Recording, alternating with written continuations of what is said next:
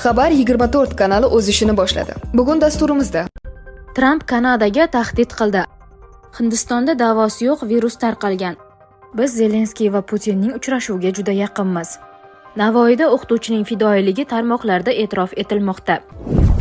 Erkaklar hayoti uchun muhim funksiyalarni qo'llab-quvvatlovchi vulkan mahsuloti prostata adenomasi, prostatit hamda jinsiy muammolarda sizga eng ishonchli yordamchi bo'ladi. Yaqinlikda hissiy va kuch uyg'unligini oshiradi. Mahsulot 5-7 kun ichida o'z ta'sirini ko'rsatishi bilan bemorlar ishonchni oqlagan. Muammolaringizga yechim sizga yanada yaqin. Vulkan salomatlik manbai.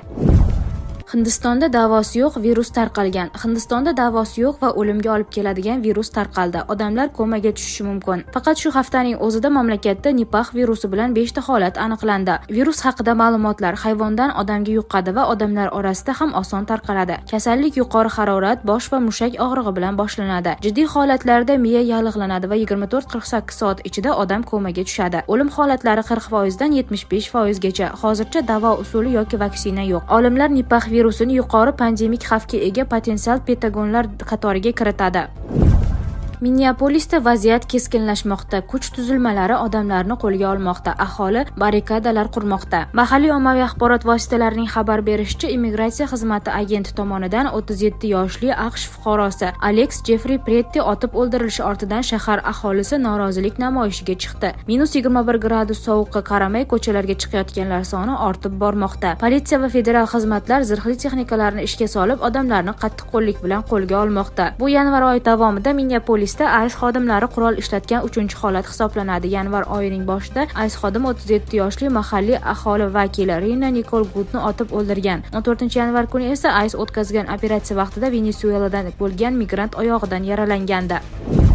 Tramp Kanadaga tahdid qildi. AQSh prezidenti Donald Tramp Kanada tomoni Xitoy bilan savdo kelishuvi tuzgan taqdirda Amerika tomonidan Kanadadan import qilinadigan barcha tovar va mahsulotlarga 100% boj joriy etilishini ma'lum qildi. Trampning ta'kidlashicha, Kanada hududidan Xitoy tovarlari AQSh bozoriga olib kirish uchun vosita sifatida foydalanishga yo'l qo'yilmaydi. Ushbu bayonot Oq uyning Kanadaga nisbatan savdo va strategik kelishmovchiliklar fonida ritorikasini yanada kuchaytirishga qaratilgan navbatdagi qadam sifatida baholanmoqda. G'arb ommaviy axborot vositalarining ma'lum qilishicha, Kanada federal hukumatining AQSh bilan ehtimoliy harbiy to'qnashuv yuz bergan taqdirda harakat qilish bo'yicha shartli ssenariy ishlab chiqqan. Bu so'nggi 100 yildan ortiq vaqt ichida AQSh bilan mojaro ehtimolini ilk bor rasmiy ravishda modellashtirish holati hisoblanadi. Mazkur reja nazariy tusga ega bo'lib, asimetrik qarshiliklar sharoitida kichik harbiy va fuqarolik guruhlarining harakatlarini ko'zda tutadi. Kanada keng ko'lamli harbiy hujumni bartaraf etish uchun yetarli harbiy salohiyatga ega emas va bunday holatda muhim harbiy nuqtalardan qisqa vaqt ichida siqib chiqarilishi mumkin.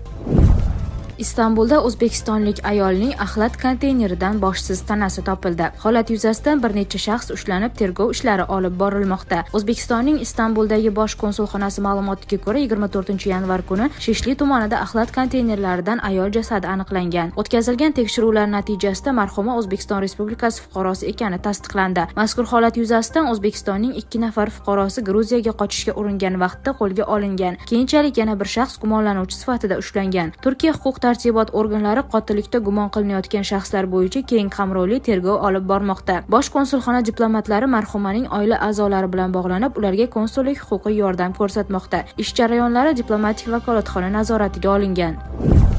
Biz Zelenskiy va Putinning uchrashuviga juda yaqinmiz. AQSh, Rossiya va Ukraina o'rtasida Abu Dabida bo'lib o'tgan 3 tomonlama muzokaralar samarali bo'ldi va ularda muayyan ilgarilashga erishildi. Axios portali bu haqda nomlari oshkor etilmagan amerikalik mansabdorlarga tayanib xabar bermoqda. Nashrning yozishicha, Kushner, Uitkov va Amerika delegatsiyasining boshqa a'zolari Rossiya-Ukraina ishchi guruhi yig'ilishlari o'tayotgan xonalar o'rtasida qatnab yurgan. Barcha masalalar muhokama qilindi. Hech qaysi tomon biror jihatni muhokamadan chetlab o'tmadi. Birorta savol e'tiborsiz qolmadi va biz hech kimni majburlashga to'g'ri kelmadi. Hamma bir-biriga hurmat bilan munosabatda bo'ldi, chunki delegatsiyalar tinchlikka erishish uchun yechim izlashdi, deya amerikalik mansabdorlardan iqtibos keltiradi Axios nashri. Amerikalik rasmiylar 2 kunlik muzokaralar davomida barcha masalalar, xususan Rossiyaning Donbass bo'yicha hududiy da'volari, Zaporojye atom elektr stansiyasi atrofidagi bahs hamda urush yakunlangani va qayta boshlanmasligini ko'rsatish maqsadida har ikki tomondan keskinlikni pasaytirish uchun zarur qadamlarning tashlanishi muhokama muhokama qilinganini ma'lum qildi. Muzokaralarning ikkinchi kuni yakunida 3 delegatsiya vakillari qo'shma tushlikda qatnashgan. Abu Dabidagi uchrashuv muzokaralarning navbatdagi bosqichiga olib boradigan muhim qadam bo'ldi. Biz Putin va Zelenskiyning uchrashuviga juda yaqinmiz, dedi Axios manbasi. Uning aytishicha, agar Abu Dabida bo'lib o'tadigan navbatdagi 3 tomonlama uchrashuvda yanada katta ilgarilashga erishilsa, Moskva yoki Kiyevda ikki davlat rasmiylarining uchrashuvi bo'lib o'tishi mumkin. Navoiyda o'qituvchining fidoyiligi tarmoqlarda e'tirof etilmoqda. Navoiy viloyati Xatirchi tumaniga qarashli Tog'li Langar qishlog'idagi maktabda faoliyat yuritayotgan o'qituvchi ayol qiyin ob-havo sharoitiga qaramasdan o'quvchilarga dars o'tish uchun maktabga ketayotgani aks etgan video ijtimoiy tarmoqlarda keng tarqalmoqda. Kadrlarda tizza bo'yi yoqqan qorga qaramay o'qituvchi o'z xizmat burchini sidqidildan ado etib, bolalar ta'lim olishda uzilish bo'lmasligi uchun harakat qilayotgani ko'rinadi. Ushbu holat jamoatchilik tomonidan kasbiy mas'uliyat va fidoyilik namunasi sifatida baholanmoqda. Ma'lum qilinishicha, qishloqning tog'li hududda joylashgani sababli qish mavsumida transport harakati va ta'lim jarayonida muayyan qiyinchiliklar kuzatiladi. Shunga qaramasdan o'qituvchilar tomonidan ta'lim jarayonini ta'minlashga qaratilgan sa'y-harakatlar davom ettirilmoqda.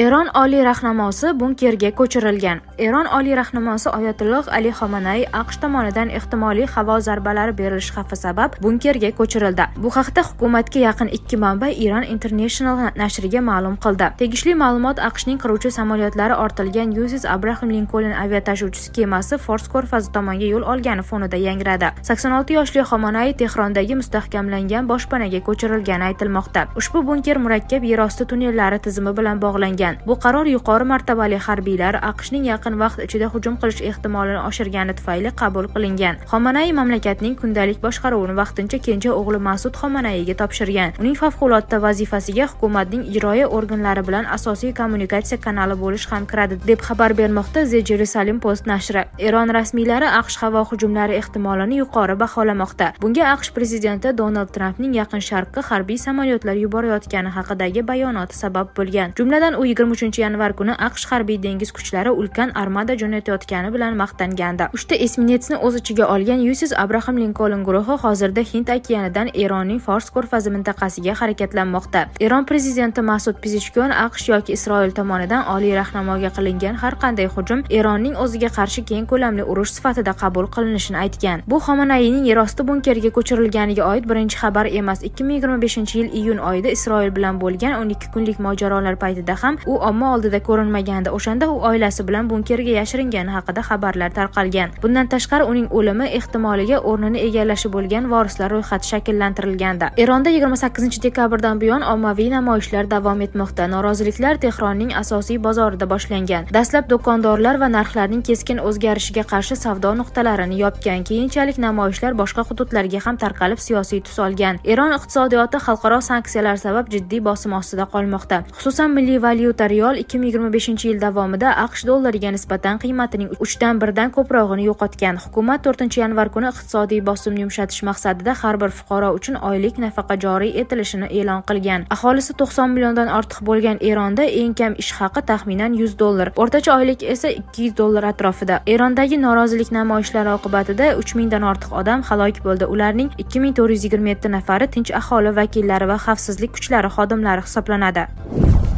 Afg'onistonda kuchli yog'ingarchilik oqibatida 61 kishi halok bo'ldi. Qurbonlar atiga 3 kun ichida qayd etildi. Tabiiy ofat 15 ta provinsiyani qamrab olib, 110 kishi turli darajada tan jarohati oldi. Shuningdek, 458 ta uy butunlay yoki qisman vayron bo'ldi hamda chorva mollari ham nobud bo'ldi.